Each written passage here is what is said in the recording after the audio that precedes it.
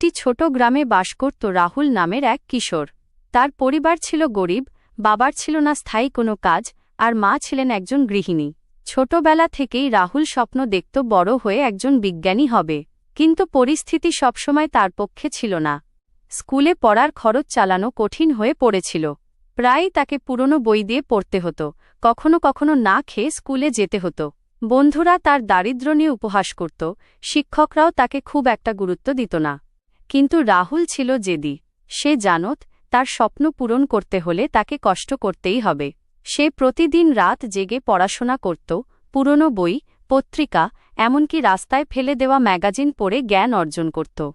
একদিন তার গ্রামে একটি বিজ্ঞান প্রতিযোগিতা হল। রাহুল একটি সোলার প্যানেল দিয়ে পানি শোধনের সহজ যন্ত্র বানাল, যা সূর্যের আলো ব্যবহার করে নোংরা পানি বিশুদ্ধ করতে পারে। বিচারকরা তার উদ্ভাবনী চিন্তাভাবনা দেখে বিস্মিত হলেন।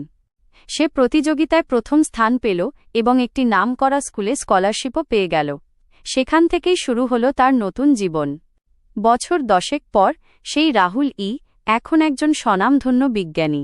সে এখন দরিদ্র শিশুদের জন্য বিনামূল্যে শিক্ষা দিয়ে থাকে এবং বলে, পরিস্থিতি কখনো তোমার ভবিষ্যৎ নির্ধারণ করতে পারে না, যদি তোমার ইচ্ছাশক্তি সত্যিই শক্তিশালী হয়।